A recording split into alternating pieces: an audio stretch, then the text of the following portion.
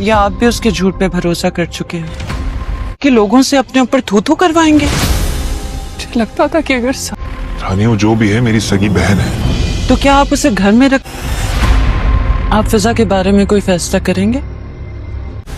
ज़ारून, अब मामला सिर्फ तुम्हारी मोहब्बत का नहीं है, हमारी इज्जत का भी है। सारी दुनिया भी मेरे खिलाफ होगी ना, तो आप मेरे साथ खड़े होंगे।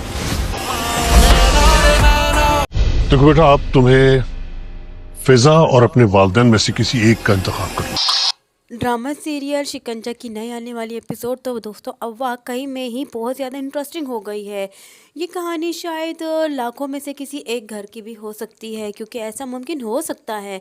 यहाँ जो है फिज़ा जो है वो किसी न किसी तरीके से जान बचाकर भाग निकली और यहाँ उनके शिकंजे से तो भाग निकली, लेकिन अब आने वाले वक्त में रानी से उसकी जान हरगिज़ नहीं बचेगी।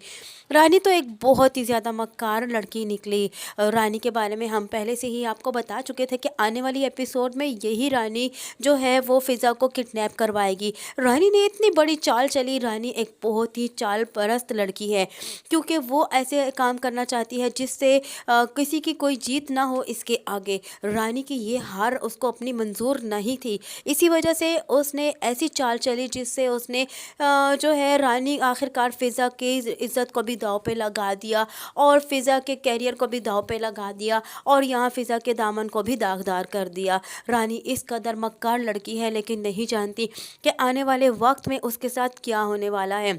यहाँ वाकई में ये बात सच है कि अल्लाह की लाठी भी जो है वो बेआवाज़ है, और जालिम की जब जुल्म जो है वो हद से बढ़ जाता है तो आखिरकार उसका जुल्म जो है वो सबके सामने आकर रहता है। यहाँ रानी तो इस कदर हद से बढ़ चुकी है कि रानी के अपने पेरेंट्स को भी नहीं पता कि रानी कितनी मक्कार लड़की है और कितनी बड़ी चाल चल चुकी है। रानी जो है चूँकि फ़िज़ा रानी की भाभी बनने वाली थी और फ़िज़ा भाभी बने रानी की, वो उसको मंजूर ना था और वो यही चाहती थी कि वो मेरे मैके पे किसी सूरत राज न करे। उसके मुंह पे बस एक ही रटा था कि रानी किसी सूरत मेरे मैके पे राज नहीं करेगी। जब उसकी हर तरफ से चाल नाकामयाब हुई, डैड ने भी इस बात को रद्द कर दिया इसकी बात को, तो उसको कुछ ना सूझी तो उसने फ़िज़ा को किडनैप करवा दिया। फ़िज़ा को किडनैप करवाने के बाद फ़िज़ा किसी तरीके से मुश्किल से जान बचाकर घर तो वापस आ जाती है, लेकिन रानी इतनी बद इखलाक लड़की है और इतनी सख्त संग दिल लड़की है कि उसने जो है वो रानी फ़िज़ा को दरवाज़ा तक ना खोला।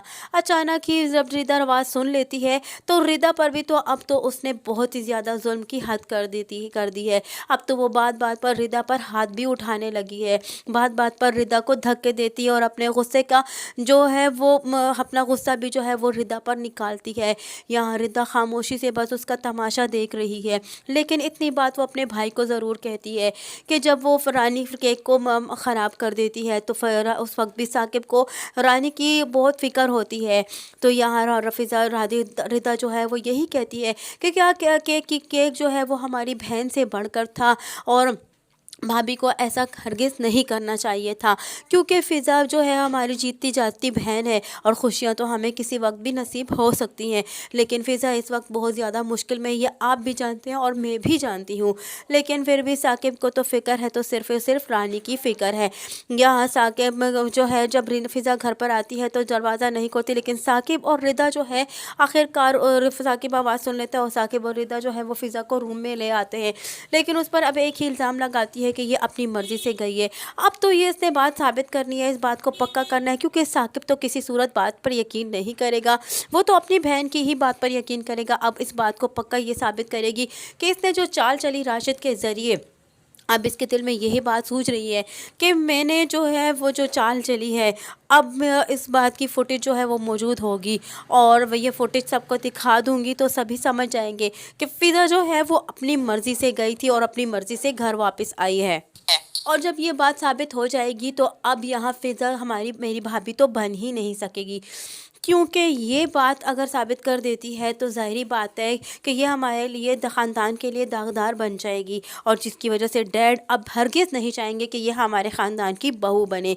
यहाँ आकर इसकी एक बहुत बड़ी जीत हो चुकी है और यहीं आकर दिल में ये सोचती है कि बड़ी आई तो मेरी भाभी बनने वाली और मेरे मायके पर राज करने वाली, जो मेरे बराबर होने की कोशिश करता है तो मैं उसे तबाह करके रख देती हूँ। रानी अपने ही दिल में खुश होती चली जा रही है। रानी की चाल तो कामयाब हो चुकी है और रानी खुश है कि उसकी चाल कामयाब हो गई है। यहाँ जैसे ही ज़ारून और सबको पता चलता है कि रानी घर वापस आ गई है, तो सभी घर वाले जो है ज़ारून और अपने मॉम डैड के साथ आ जाता है फ़िज़ा के घर पर। लेकिन यहाँ अब फ़िज़ा की बात पर कोई यकीन नहीं कर रहा, लेकिन फ़िज़ा को दिल में एक बात थी कि ज़ारून उसकी बात पर ज़रूर यकीन करेगा।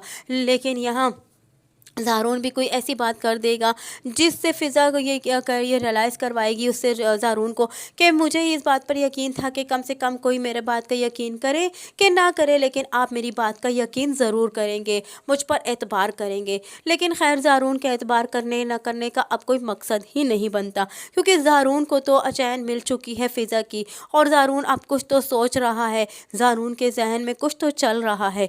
लेकिन अब तो ये हमें आने वाले वक्त में ही पता चलेगा कि ज़ारून आखिर बार में क्या सोच रहा है और ज़ारून क्या वाकई में फ़िज़ा पर एतबार खो चुका है।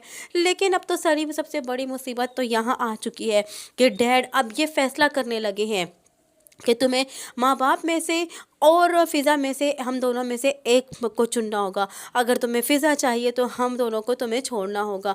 अब यहाँ ज़ारून तो ज़ाहिरी बात है फंस चुका है, और ज़ारून अपने डैड से ये बात कहता है कि आप कैसी बातें कर रहे हैं। लेकिन अब डैड जो है उसे ये कहते हैं कि अब तुम्हें फ़ैसला करना होगा। ज़ारून के लिए ये फ़ैसला बहुत ज़्यादा मुश्किल है, ना तो वो फ़िज़ा को छोड़ सकता है तो ना तो वो अपने माँ बाप को छोड़ सकता है। लेकिन यहाँ रानी इस कदर चालाक है कि वो यही कहती है ज़ारून से कि यहाँ अब तो तुम्हारी मोहब्बत का सवाल नहीं बल्कि हमारी ख़ानदान की इज़्ज़त का भी सवाल है।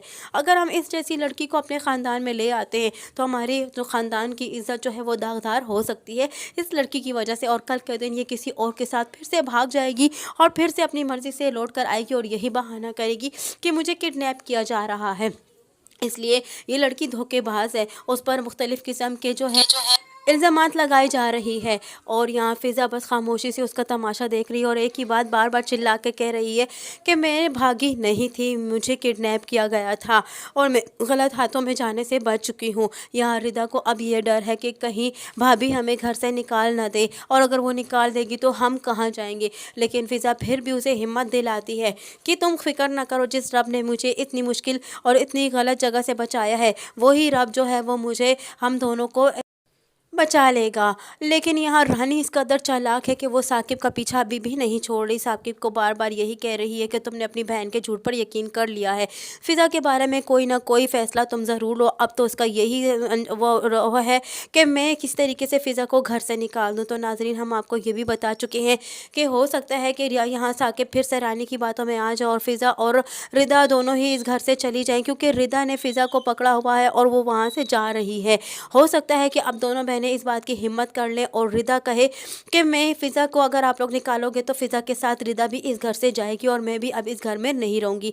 हो सकता है कि ये जब दोनों बहनें चली जाएं तो अब यहाँ उनका और कोई तो आसरा नहीं होगा, एक ही आसरा होगा, वो है पुप्पो का घर।